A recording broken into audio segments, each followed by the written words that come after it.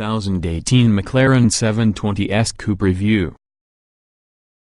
The good points of McLaren 720S Coupe: showcases bold new McLaren design language. Useful luggage area behind rear seats. V8 enlarged to 4.0 liters and 720 horsepower. New carbon chassis allows easier access. Excellent ride and handling from revised suspension. The bad points of McLaren 720S Coupe: disappointingly muted exhaust note as standard. Carbon ceramic brakes require strong legs in normal use. Aggressive styling won't be to any or all tastes. Substantially more costly than rivals. McLaren's 720S Coupe would be the first of a fresh wave of supercars from your fastest-growing British supercar manufacturer. Replacing the 650S Coupe, the vehicle that evolved from McLaren's comeback performance car, the MP412C, the 720S heralds the second generation of offerings under its Super Series umbrella. That means it sits in the center of McLaren's range, between your Sports Series models that features the 570S, and Ultimate Series halo cars such as the replacement for the P1, which can be currently in development.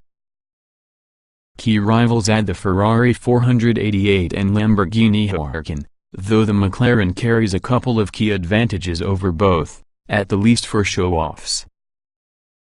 One could be the carbon chassis McLaren uses as opposed to the aluminium typically expected with this price point. The other is its trademark upward-opening dihedral doors. Radical actively seeks the McLaren 720S Coupe. Another, based on your taste, is often a bold new design language which makes every other car inside class seem desperately conservative. Those controversial eye socket headlamps, as an illustration, be used as air intakes. The job of lighting the street is cared for by a slim bar of LEDs that hovers on top of the chasm. Air intakes you'd anticipate to see feeding the backside mounted radiators using a supercar are hidden behind a second door skin. McLaren 720S Coupe is very simple to live with. The result is usually a car that appears outrageously impractical, substantially fact it's arguably one of the most usable contender rolling around in its class.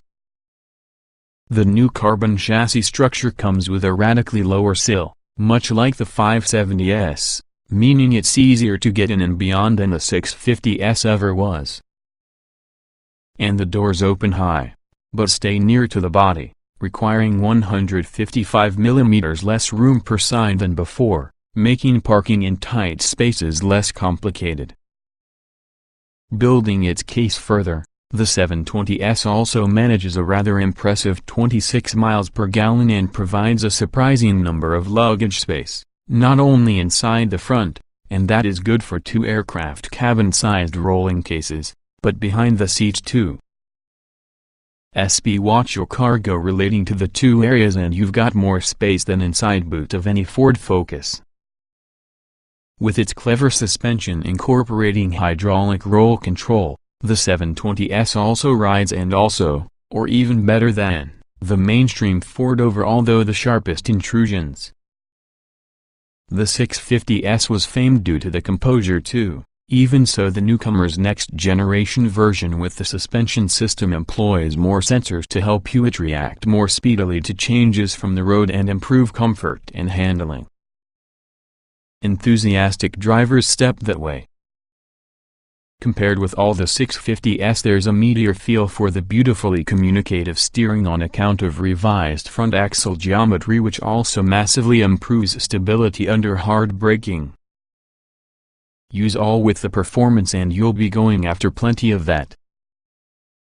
McLaren has stuck while using 7-speed dual-clutch gearbox but enlarged the twin-turbo V8 from 3.8 to 4.0 liters, pushing power on the 650 horsepower of the company's predecessor to 720 horsepower, hence the name.